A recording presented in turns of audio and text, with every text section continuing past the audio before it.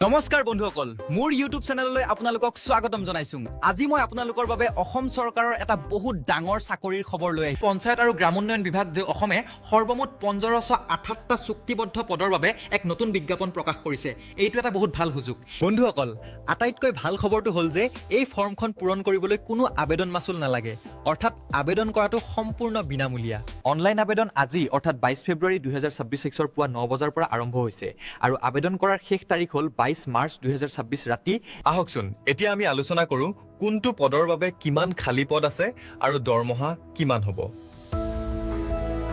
one এক্ৰিডিটেড engineer ethic টেকনিষ্ট ইয়াৰ বাবে 91টা পদ আছে দৰমহা হ'ব মাহত 48,000 টকা শিক্ষাগত যোগ্যতা 2 গ্ৰাম ৰজগাৰ সহায়ক বৰে ইয়াৰ 764টা পদ আছে দৰমহা হ'ব 15,000 টকা শিক্ষাগত অৰ্হতা লাগিব যিকোনো শাখাত গ্ৰেজুৱেচন আৰু বন্ধুসকল প্ৰতিটো কেটাগৰীৰ বাবে পদসমূহৰ বিভাজন বেলেগ বেলেগকৈ কৰা হৈছে যেটো আপোনালোকে স্ক্ৰিনত দেখিবলৈ পাইছে